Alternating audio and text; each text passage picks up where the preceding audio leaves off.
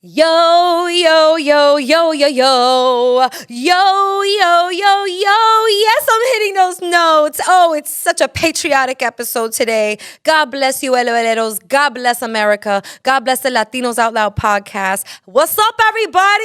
Yo, yo, what's good? It's Rachel La Loca. Yep, that's me. Hi, your friend to the end. I promise you. Do you want it in blood? Fine. AB positive. I'll put it in blood.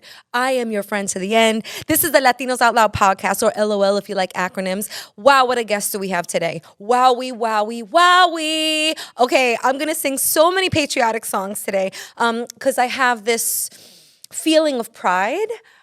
This guest is really incredible, amazing, has contributed so much to the fabric of this country, is now an author, and I think I should just introduce him because, I'm excited and I need to let it out. I need to let it out. Little does he know I have a giant American flag folded behind me, which I will unfold and wave at the end of this episode. Please welcome author, patriot, veteran of this country, Sergeant Aquilino. Hola. Hola, ¿cómo está? Mucho gusto por tenerme en tu programa. Wow, okay, my Spanish is not that good, so I'll give you an answer in Spanglish. Okay. Un placer. El placer es mío. That's all I've got for now. But I know this is going to be a great interview. I have done my research on you. We've been trying to schedule this interview for quite some time now, probably since last November, and then lo holiday, Oh, wow. lo holiday, todo eso, but you're here now. I'm here.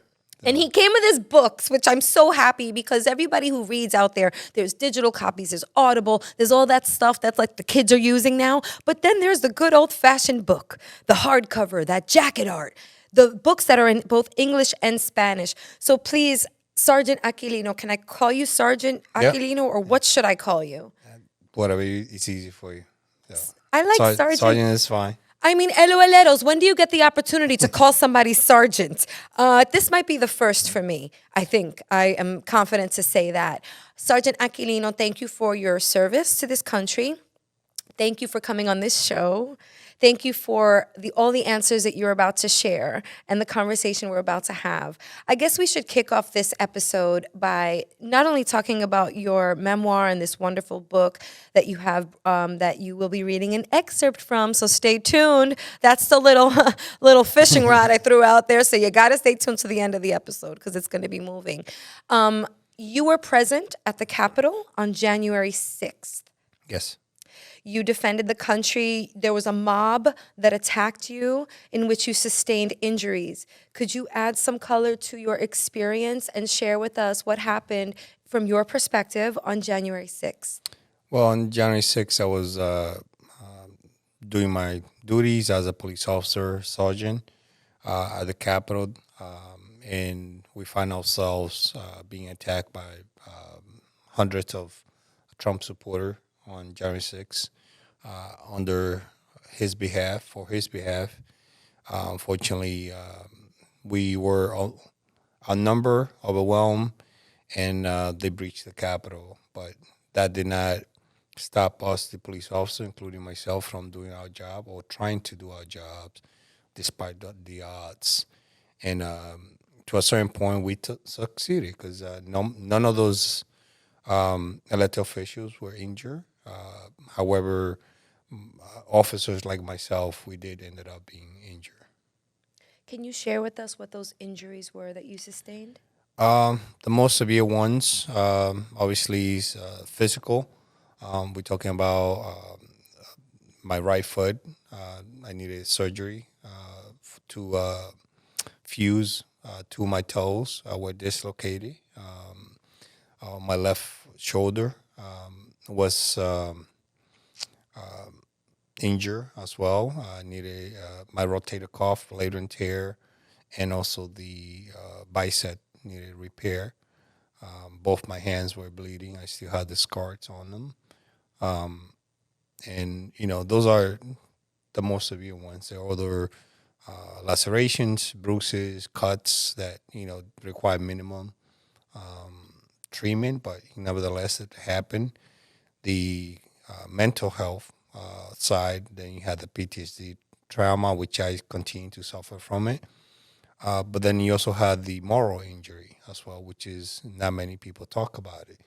And that comes in play when most of the elected officials from the Republican side, they continue to downplay what happened, or continue to justify what transpired, and then turn around and tell us that they have our backs. And they don't have our backs if they don't want to hold anybody accountable for what happened. And because we did what we were supposed to. And here they are, including last week and a couple of weeks ago as well. You had a leader of their party, which is the former president, and immediately once he says something, then they get their talking points from that, and then continue to repeat it. Like you had the former president just saying a couple of days ago that the rioters, people who were attacking the police officers on January 6th, are hostages, or patriots, or peaceful demonstrator, if political prisoners. Those are the things, connotation that they are giving themselves, trying to change the narrative, trying to whitewash what happened. And I had to ask them this question, and this is coming from the party of law and order. They claim to be the party that follow the rule of law. And if those people are those things that they saying, like hostages and among other things, those people are those things, then what is our role on January 6th? Were we the bad guys? Were we the one attacking the Capitol? Were we the one us trying to kill them? Because that's what they are letting me and my colleagues know, that regardless of what we did, regardless of what happened, we were the bad guy. The police officer are the bad guy, because they're giving the connotations to patriots, political prisoners, hostages. Who are we? The sequesters, the hostage taker, the sicarios. So it creates. Not only does it trigger the PTSD, but also aggravate the moral injury as well, because we know as an officer, we were authorized to be there. We had the right to do the things we did. We defended them, and none of them would have made it to their refuge area had it not been because the action that us, the police officer, did. I spent about roughly more than 4 hours in the tunnel area where the president normally comes out to get sworn in. And around those areas, that's where most of the safe areas are for them. So they were able to rush to those areas or leave the Capitol because the action that officers like myself did. And I paid the consequences for it. And now they're telling me that they side with the rioters and calling them hostages. That's insane, because they would have died without our efforts. You went to work that morning. What time? What's your routine? What time do you I got up at 4 o'clock. I got to work like around 6:10. And I didn't go home until 3 a.m. on January 7th. That was my question. Like, you went to work thinking it was going to be I mean, another day at the office. So they say. Normally for those type of events, I work so many of them to know that it's going to be a long day. But when I say a long day, maybe 12, 14, 16 hours. Never in my life did I even think that it would be, almost a day in change, almost a full 24 hours. And not only did I got home at 4 o'clock, I only slept 2 hours, and by 8 o'clock I was already back on the road, despite my injuries. I have so many questions. Were you in riot gear when it started? Like, walk Yes. us. Okay, so you had to jump right into action. Yep. What was going through your head? What did you think was happening? It dawned on me that it's going to be a long day, and it was. I was watching Rudy Giuliani, who's happened to be the former mayor here in New York, and back then when he was mayor, he seems a little more reasonable and understanding about the policing role and what we needed to do. But on January 6th, he even enticed the crowd to incited the crowd to rile up, to come to the Capitol when he says, "Let's have trial by combat." It's a call to fight. It's a call to defy law and order, something that he championed here in New York. So I find it odd that the former mayor of New York was using that type of rhetoric and language. And around 1:05, I arrived at the west front of the Capitol, and I was immediately fighting with the mob because most of my colleagues were already fighting with the mob, and they were beaten up, pushed, shoved, tackled to the ground, pepper spray, thrown things at them. So there was not a lot of time for me and my squad of roughly 25 officers. By the time we arrived, we couldn't coordinate because we were fighting for our lives still. But prior to that, there was some sort of choreographed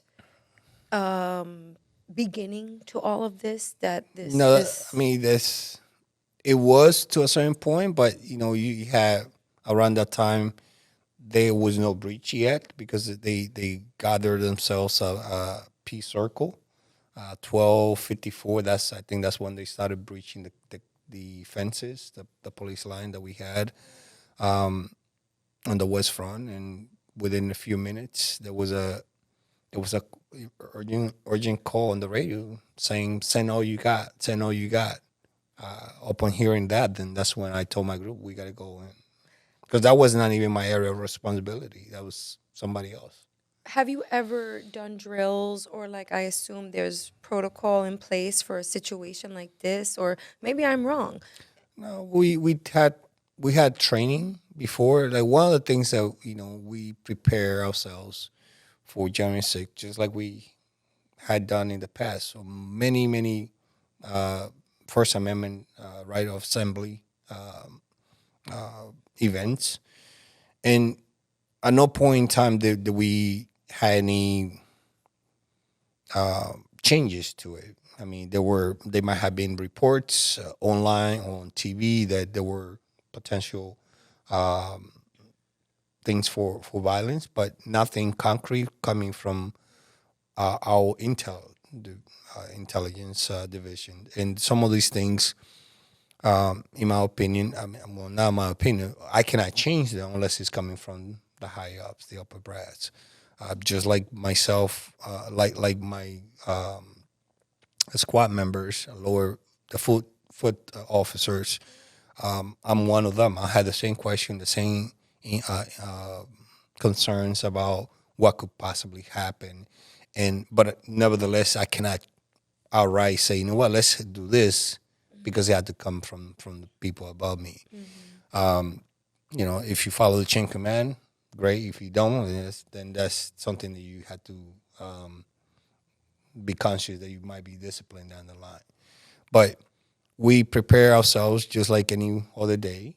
We had anybody that was available to work on that day. We did. The only thing that we never imagined was our own fellow citizens taking and attacking the officer, attacking the Capitol. And that was concerning, disheartening, that they were accusing us, the officer, of betraying our oath for political reasons, for keeping our jobs, for a paycheck, and accusing us of betraying our oath, which is insane because we actually were defending the Capitol from them. They were accusing us of things that they were doing, but yet they are accusing us of doing that. You know what I mean? So when you have members of the mob actually attacking with the American flag and then accuse you desecrating your oath as you are defending the Capitol and the flag, that kind of like makes it harder for you to and confuse you, because I'm like, I know I'm doing the right thing. I know I'm doing my job, but yeah, you are attacking me for doing my job. And not only you attacking me for doing my job, you're attacking me because you're listening to that guy who's telling you what to do. So you're not even thinking for yourself. You're letting other people or another person tell you what to do. Thank you for sharing that with us. You really dissected the moral element of that for me, which you're right, we don't always think about that damage. I wonder if you can walk us through, because I tend to move chronologically. I wonder if you can walk us through the day after, so January 7th, to the time this book was conceptualized. What were those myriad of emotions that you felt? What were some of the barriers that you had to get through? Because it does take courage to do this. So I want to work our way up to this because I see that you're a very courageous man. No, I try to do the right thing. And on January 7th, when I woke up around 7 o'clock, I barely had time to sleep. Barely slept an hour and a half or 2 hours. Early when I got home, I couldn't sleep because I had so many chemicals on me, and by the time I took a shower, all those chemicals reactivated themselves. So my body and my skin were burning from Oh my the gosh. bird spray, pepper spray, ray spray, W40, you name it. All kinds of chemicals were on me. And not only did I have those things, but you remember COVID was rampant around that time. So we had some protocols going on. So not only was I dealing with those things, but then I had the physical injuries as well. And despite the injuries, I told my wife, you know what, help me. I'm going to work. She thought I was going to the emergency room, and I told her, no, I got to be back at the Capitol. And at some point during the conversation, I didn't remember until last year when she told me. She told me that she was encouraging me to go to the hospital, and I said no. And when she got mad, according to her, I told her, no, you knew me, you met me as a police officer, you knew what you were getting into. And I don't remember that. So she was pissed. And she begrudgingly helped me get my stuff set up. So I went to work. And I worked, despite my injuries, for 15 more days, all the way to the 20th. Wow, with no treatment to your Not, I injuries. did win on the 8th, and the doctor wanted to put me on restricted duty. And I told him, no, I need to go back to the Capitol. I need to be able to do my job. And there are other things that depending on not only on me, but I mean, not depending on, I wanted to be at work to do other things to help secure the Capitol because there were reports Yeah, of the member of the mob returning with firearms and attacking the Capitol a second time. I just can't believe you worked all those days with all those injuries. Forgive me for saying, but I hope you at least put some Viva Poru Yeah. o algo así, diantre. I don't mean Yeah. to make a joke, Yeah. pero please sigue. No, it's a lot of cocktail, Tylenol, Advil, full of pain stuff. And Cartílago you de can read it all tiburón. in my book, American Shield or Escudo Americano. But in terms of what I did, I did go to the Capitol. I did help secure the complex. In terms of writing the book, like you were asking, it took me a lot. It took a lot because you know, I was traumatized dealing with a lot of my PTSD as a former military member. I came back from the war in Iraq with PTSD. So not only was I dealing with those issues from the war, but it got re-aggravated. And top of I have another traumatic event to deal with, which complicated things. So I was really in a dark place and very emotional. And if you watch my first interview, you could see me all traumatized and very emotional on that. So not only I didn't start writing the book until last year, early last year. So it took me almost 2 years to do that. Was there a day that you woke up and said, it's time? it's time I journal, or it's time that I write these thoughts down and share them with the world. What was that epiphany, or was there an epiphany? There was no moment like that. It was just after I on 2021, after I testified to the January 6th committee in July. There was a lot of right wing personalities from the far right saying things about me, whether I did or didn't do, or who I am. So they put a narrative about who I was, but never came to talk to me about it. Never came to me and asked me how did I what I do and things like that. So I wanted to, after talking to several people, I wanted to get a message straight. And if people are going to be talking about me, then I wanted to be my own story, my own accord of what happened, what I had done for this country, because a lot of people were actually doing those things, and they never asked me, they never questioned me, they never interviewed me. So I want to get the story right.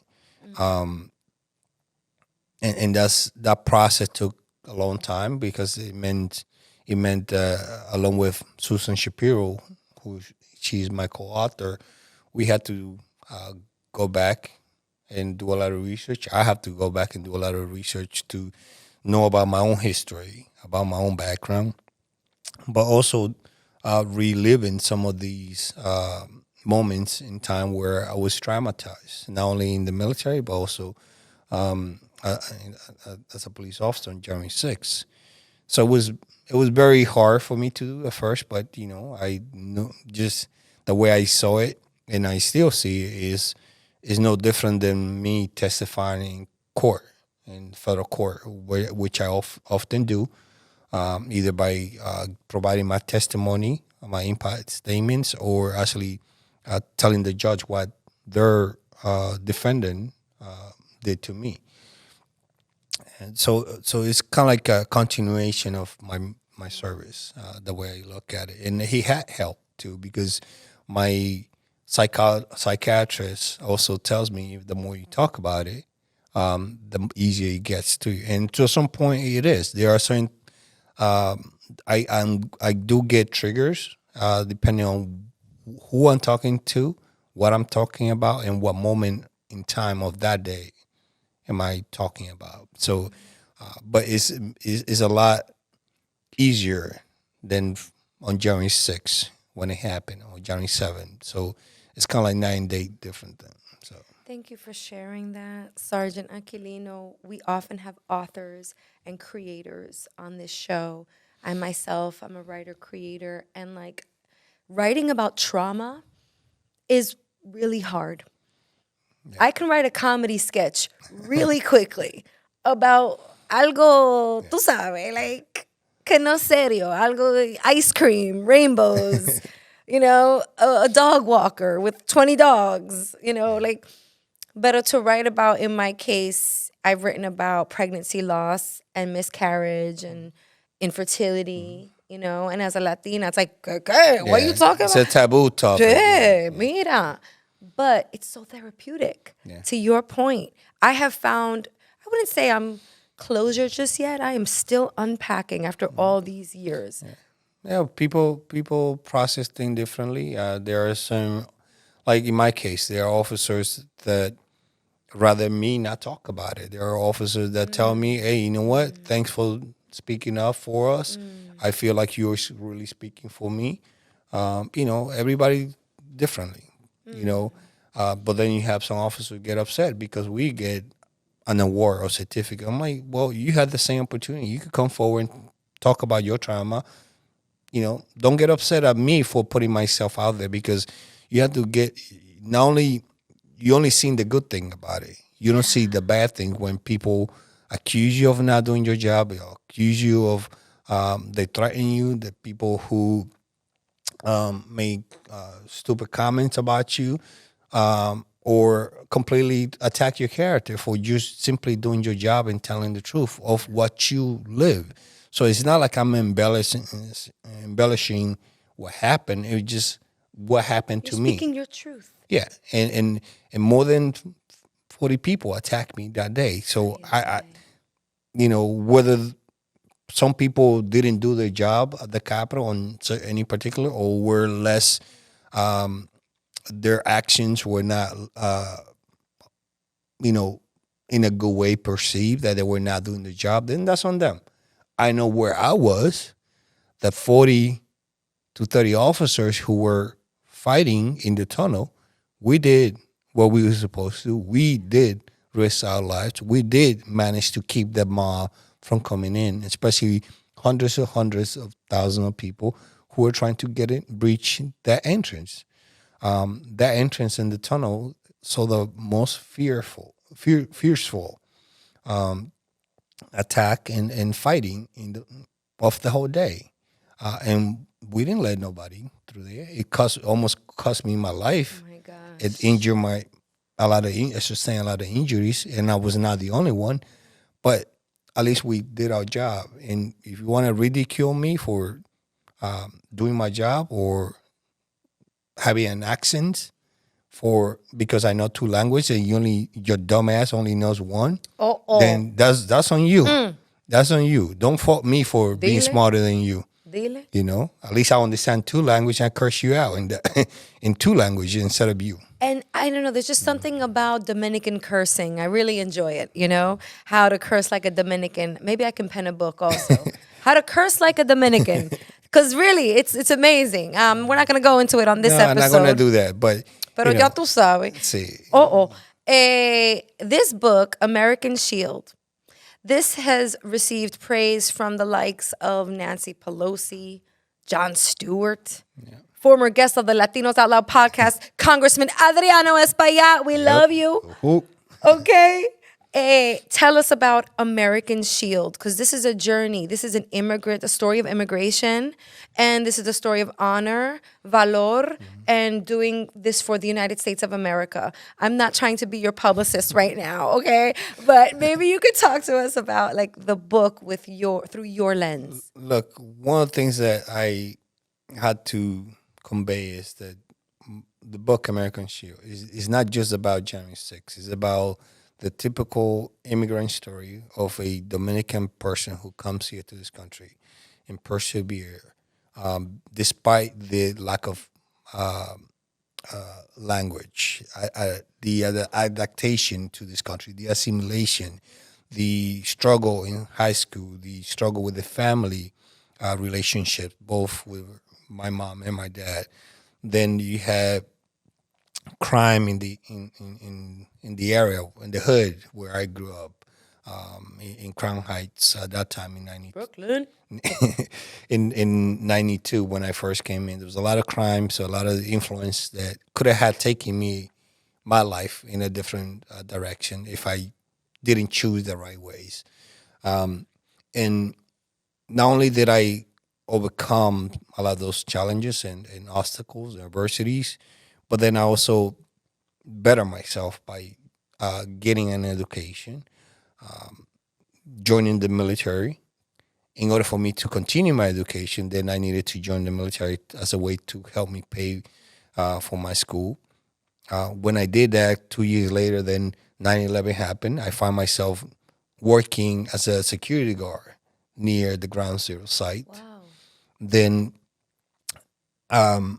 once I realized that I could do a lot more, then I decided to apply for different police department here in New York and throughout the area, northeast area.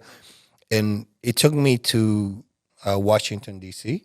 It's funny because after I went to Iraq and came back, I spent a year in Iraq deployed, because I was sent. So when I came back, I finished my education in college, and I told my cousin, who was a police officer in Baltimore, "Hey, how's that policing over there? I'm looking for a job." And he's like, "But I thought you applied for several departments before you left to Iraq. I'm like, I don't remember that. I'm dealing with PTSD and all that stuff. And he told me, well, I think you did because you did tell me. So I ended up calling Capitol Police first because it was two different agencies. One is for the Capitol, which is federal, and the other one is Metropolitan Police, the city. So I called them and they're like, yeah, by the way, yes, you did take the test, you passed it. We're just gonna send you a new package so you can update your information, and we see you here in 2 weeks. And I just pack and go. I left everything behind, family, relationships, because I also needed my own space. There was a lot of things happening, which I detail in very descripted in American Shield. That I thought if I would have stayed here, I would have had a harder time adjusting, but also it would have taken me a different route in my life. And fortunately, I ended up in the Capitol working with them. I spent 17 years. I spent 17 years being a police officer, where I have met dignitary, presidents, celebrities, justices from the Supreme Court. So there's a lot of things that I done and did, and I'm grateful for that. I also survived the insurrection, so it's a lot of things that happened, good things and bad things. I just hope that people find it interesting enough to read the book American Shield. So, Yeah. Let's talk about your background a little bit. So, okay. mentioned Dominicano, Sí, platanero. que and then landed in Brooklyn. I'm from Brooklyn, so you know what I'm saying? I'm so proud to hear that. Gracias. Pero yo estoy del otro lado, yo soy del otro lado de Sheepshead Bay. Para allá. Dominican, still Dominican. Yeah, we got the connection, you know? Que lo que, you know? Okay. Desde aquí, desde allá. I do. So tell us about this, a little bit about this story of immigration. And do you have law enforcement in your family? Like, Yeah, I'm the first one. The first one. tell us So, about your family and how they got here. my dad, he in 1987, I think he began the process of petition for us to come here, and he finally came through in 1992. He'd been here for, I think, since 1981 or 83. So it was a long process. He first came by himself, was a cab driver, and through his savings, he decided that he wanted us here. Like a real cab driver, not like Yeah. un Uber. No, Un no. cab driver, Cab 74, driver. 74, la base, la base, Yep, la base, la base. exacto, Yeah, exacto. okay, got it. Exacto. Shout out to the real cab drivers. Yep, yeah. You're Lo talking, está, sí, sí. you're talking about like 20, 25, almost 30 years ago. Sí, los carros negros, sí. But with his effort and sacrifices, he managed to bring us over. It was hard because 2 weeks after I arrived here, he got shot in the arm. And then 2 years later, then he gets stabbed as a car driver. So there's a lot of things like again that I describe in the book American Shield, that my adjustment and assimilation to this country was very hard. The first few years, I dealt with my relationship with him, trying to, because I didn't know him. He been out of my life a lot of the years that I know him, and that was kind of like us trying to get to know each other and all this thing. Every single time we kind of like had a moment that we felt comfortable in getting something always happen that did prevent us from continuing that relationship. And it got to a point that I wanted to go back to the Dominican Republic and stay there. Had it not be because of a conversation that I had with my grandfather at length about all the things that was happening. I was struggling in high school with the language. Where'd you go to high school? Wingate High School. Why did I think Wingate, Church Avenue? Yeah. Oh, see. Yeah. So it's in, mind you, that was not supposed to be my school, but because the language barrier, they assigned me to that. Había, 'Cause they had the there was a lot of bilingual. Dominicans that went to Yeah, Wingate. It was Church Avenue, right? Am I mistaken? close, Yeah, Church Avenue. like I don't remember the address on top of my head, but it's very close there. yeah, pa allá, pa Yeah, like yeah, Flatbush. Flatbush. Yeah. Yeah, Okay. and that was one of the school that had bilingual studies, and so they shipped me there. I'm like, okay, whatever. There was a lot of gun violence, and it's only one Dominican, one other person that had the same name as me, and there was a shooting. They thought it was me that did it. And I'm like, hell, fuck, I didn't do it. How? What were you to my own In high girlfriend? school, Yeah, yeah, recién llegado. yeah, yeah. So it's a lot of things. My so talking to my grandfather about all these things that were happening to me, that my trouble assimilating to this country, then he kind of like made me promise him that I would give it another try, and that's how I ended up being back here in the United States, because I bought a plane ticket with my mom, and I wasn't planning to return. I took all my stuff, and back then we were allowed to bring in on the plane about 4 bags, and Oh, sí. nadie, Times nadie, were nadie te decía nada, times were different. So now they barely won Yep. once, but I And you took, got to pay for the barely one. yeah. Yep. So I took three big, de eso, Barril, no, no los barriles, maleta. la maleta grande se parecían barriles, Ajá, ajá. los cerones, Que usan los dominicanos para traer sí, todas las cosas, la sí. ropa, la comida, de todo. Ajá. Entonces yo llevé como tres cosas eso, y me took all my stuff, and my mom didn't know that I was planning to stay. Only I talked to my grandfather, and he's like, "No, you need to go back and take advantage of the sacrifices that your dad did. He never went to college or high school. You had the opportunity to have a better life, because my grandfather, he was from the agricultural town of Los Limones de Guayubín, which is a rural area, poor people. Give me a geographic location in the That's country because I'm not familiar with that's that. near Montecristi, Guayubín, Villa Elisa. Okay. So around the coastal area, Okay. and it's a small town with 300, 400 people. Now a lot of the youth people, they have moved out because there's hardly anything to do there.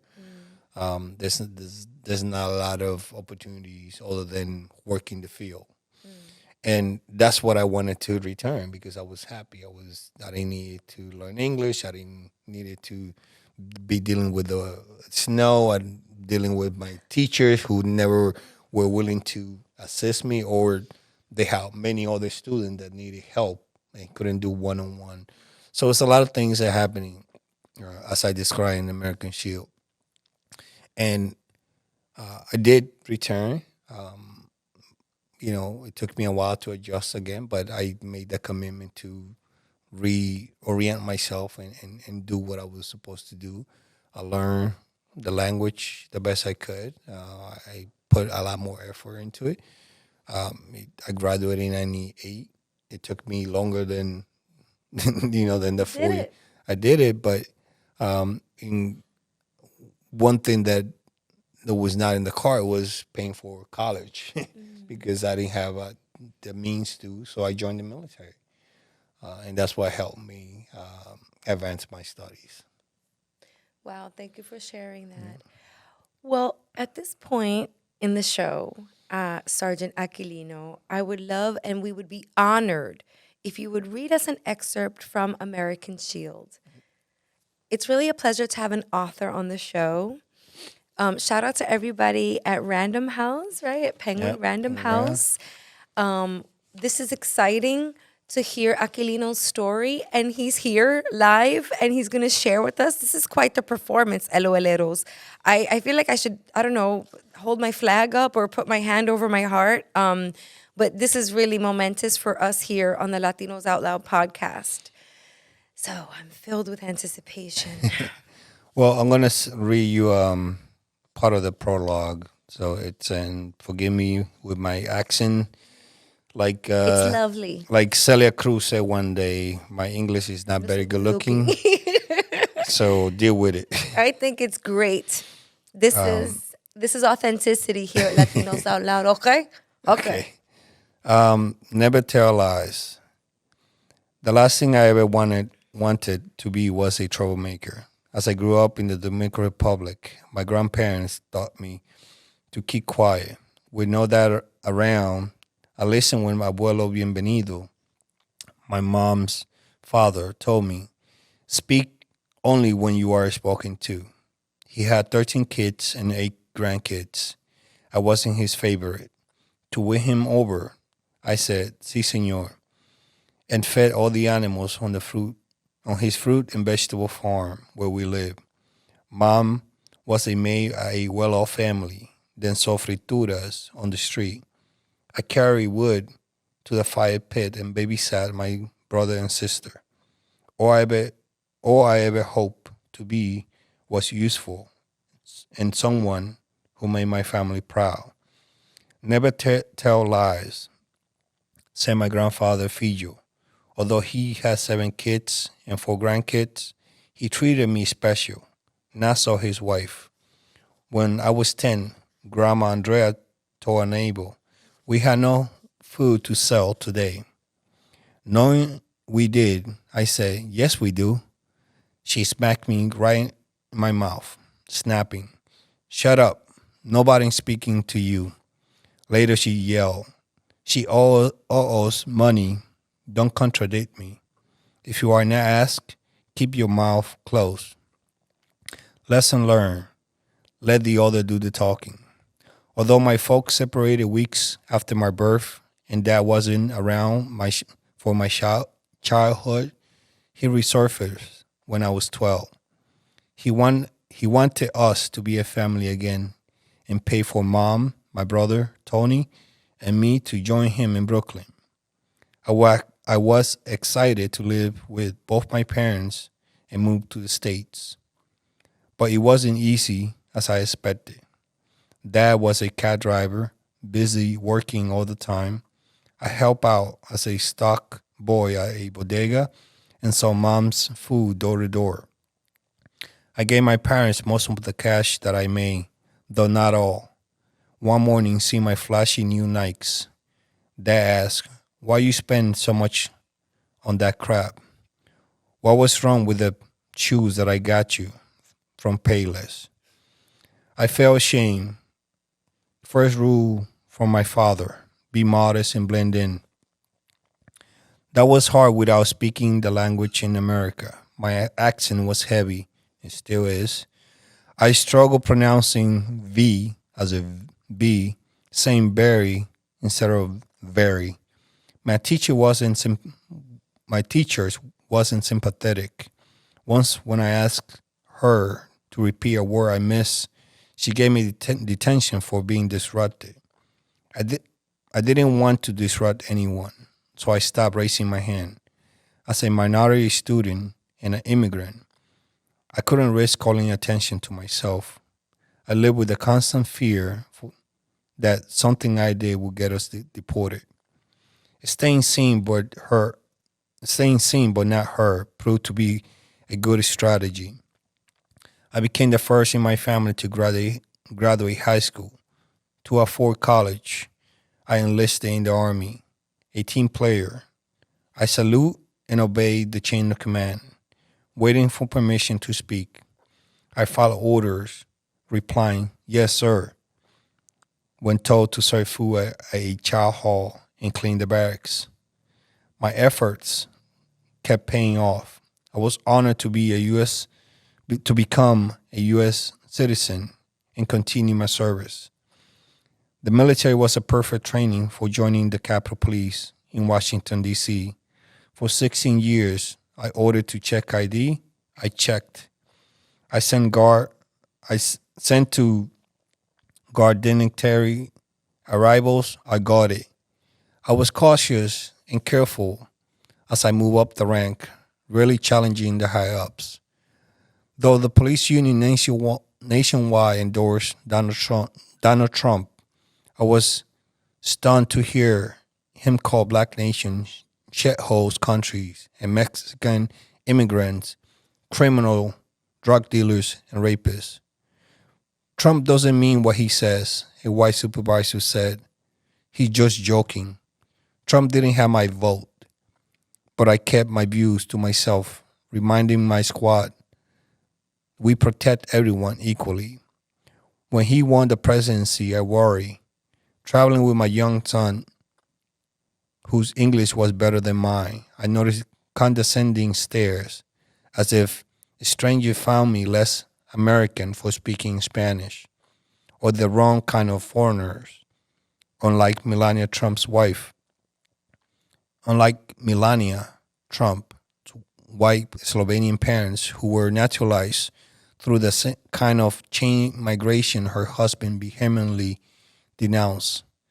Still, I so I stay subdued. If someone confronted me, I would say I was a veteran and show my police badge to avoid a fight.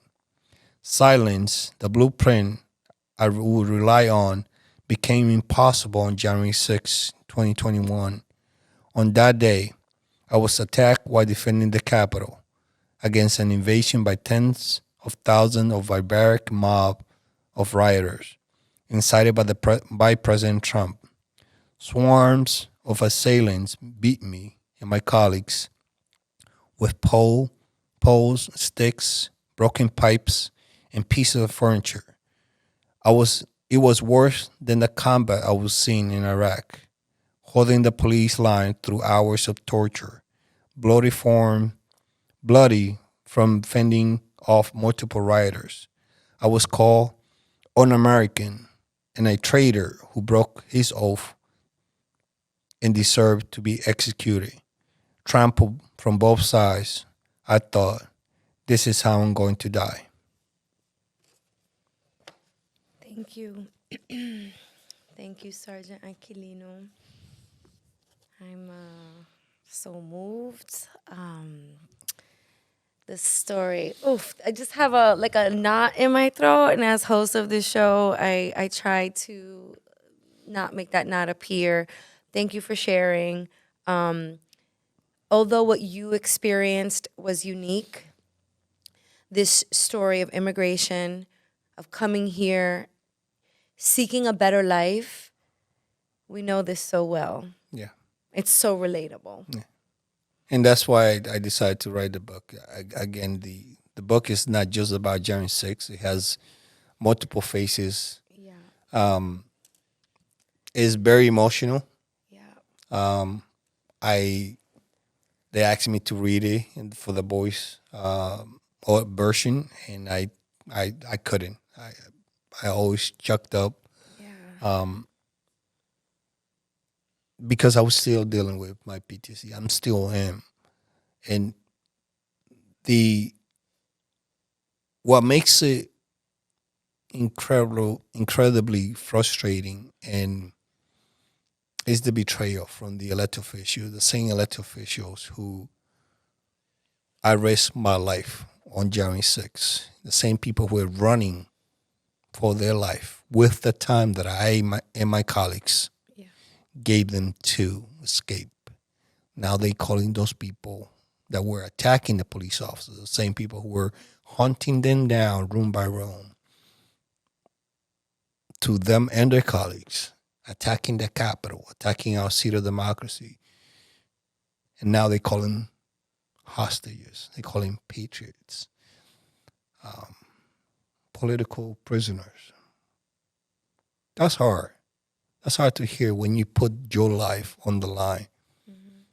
It's hard when they don't even acknowledge that something bad happened. Yeah. It's hard when they tell people, I'm supporting the president, the former president, the same guy who sent the mob to kill them. And they are making him the candidate. They're making him the leading candidate that could potentially get back in office. And if he did those things, when he had the adults in the room, the guardrails, you know, he's not thinking about the safety or the better of this country. He want retribution. He's telling us Yeah. what he's going to do. He's not a matter of, well, once he gets in office, he won't be that way, because he's telling us right now in the campaign trail how his second term is going to be. And I don't know, maybe I'm going to be on his list of people. But nevertheless, I continue to be outspoken. I continue to do my job. Giving testimony to the court. I have more cases pending of the people who assaulted me. So that's not going to deter me from doing those things. I think people who watched it on TV or read it on the magazines or newspapers or on their phone, they just watched it. I lived it. I survived it. So for me, it's different in a way. For those political officials, it was 3 hours, 4 hours a day. For us, the officers who had to deal with the ramification because of injuries, physical, mental, and moral, is ongoing. Every single time they use those connotations to describe or downplay what happened, it is triggering our injuries and makes it harder for the officer who actually did their job stay on the job, because a lot of them, they have left, they're retired, or a lot of them, they don't want to be a police officer anymore. Because why would I, in my case, why would I continue doing the job if you're not going to appreciate what I did? And mind you, that's my job. I understand that. I read this. I read the fine print. It said you may lose your life, but when the people who I'm risking my life for, I protect them. Now they telling me that it wasn't worth it because these were my friends, these were my supporters. Why would I continue that? And if there is another January 6th or any other threat, and I were there, as a police officer, which I'm not, but if I were there, that would put me in a tough spot. Yeah. Because I need to make a split second decision. And not only do I have to worry about the mob in front of me, but now I have to worry about the elected officials behind me. Yikes. Yeah. Are they going to help me secure the Capitol, or are they going to try to restrain me from to do my job? Yeah. And they'll let their friends. And that's a tough. All these thoughts that you're sharing with And us. people need to understand that that's Yeah. exactly what the officers who were at the Capitol for since January 6th, we have been thinking about it. You had elected officials like Lindsey Graham, Josh Hawley, Marjorie Taylor Greene, Bober, Clyde, Andrew Clyde. So these right wing side of stream, they don't think about the consequence of their rhetoric. They think that whatever they say about threats or creating a threat, they think that those people that come to the Capitol to do damage, they're only going to seek for the Democrat. And those people, they don't care what you look like, or they don't care when they fire a gun, that bullet is going to go through whoever's in front of them, or the threats is going to materialize, and it's going to be too late, because people like that, they don't think about whether you are their member or not, whether you're gay, straight, white, black, don't care. Just like a bullet. Yeah. All they see is a target, and they're going to act on it. And people need to realize that. Thank you so much for inviting us into your thought process. This book is now available, American Shield, and both in English and Spanish. Which I helped translate myself. Really? Yep.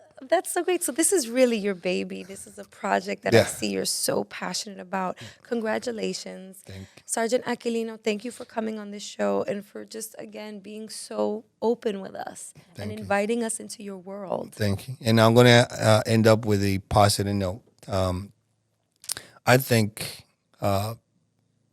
is my opinion that had it not be because of the things that I did on January 6th, we probably wouldn't have a country, democracy in this country. Not only because of what I did, but my colleagues as well. But as a result of those efforts, as small as I think they are, what I did, I couldn't help but to let you know that because of what I did on January 6th, my wife, she became a U.S. citizen a couple of weeks ago. Congratulations. And I think, Huepa. so I think now she's going to be able to vote. And it doesn't go unnoticed that it would, without, if January 6th would happen or had a different result, I don't think she would have been able to. So That's lovely. And I hope to see these images of you being invited to the White House time and time again and receiving all of your flowers Thank you. and awards. You deserve all of them and more. Well, the last time that I was there at the Capitol, Joe Biden had a little trouble. I don't know if you noticed saying Aquilino. so I corrected him, and because he was like Aki, and like, I'm glad you know your name, buddy. And then he made fun of himself, and like, now you could call me Biden instead of Biden. So that was kind of like a little levity. I mean, you're joking with the President of the United States, Yeah. Sergeant Aquilino. And That's- last week during his speech, he quoted me from the book as well too when I describe the medieval battle. He's actually talking about me. oh my goodness. And that's really?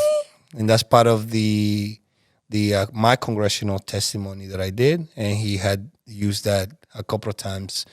I was surprised last week when he actually said it again. Oh, he talking about me. Look So at that. a Dominican from El Campo, yeah, you know. Little making impact here for us, for your family. I hope people buy the book, American Shield. Please review it.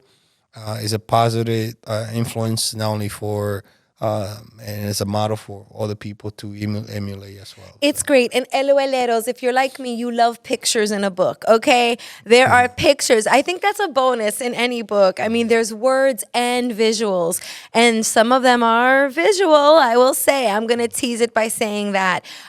Please, let's support this man. Thank you for everything. Thank you for coming on the show and for your service to this country. It's really nice to see you here, alive, healthy. And thank you again. This is a gift. This is such a gift for us readers. So let's check it out. LOLeros, this has been another amazing episode of Latinos Out Loud. Forgive me for getting a little emotional there. It's been a minute since I let one slip out of the tear duct, but it worked its way down my cheek, but with good reason. This was a moving experience for me, and I hope it was for you too. There I go again. I feel the tear ducts walling out. They're acting up. Okay, come on, girl from Brooklyn. Let's go. All right, this has been another great episode. LOLeros, thank you so much. Give us a call. No big whoop. 978 Latinos is the number. Be sure to follow us at We Are Latinos Out Loud. You can follow me at Rachel La Loca, RACHEL La Loca. Ya tú sabes, okay? Anyway, thank you so much. Happy New Year. I think we can still say that. On that note, we out. It's the Latinos Out Loud podcast.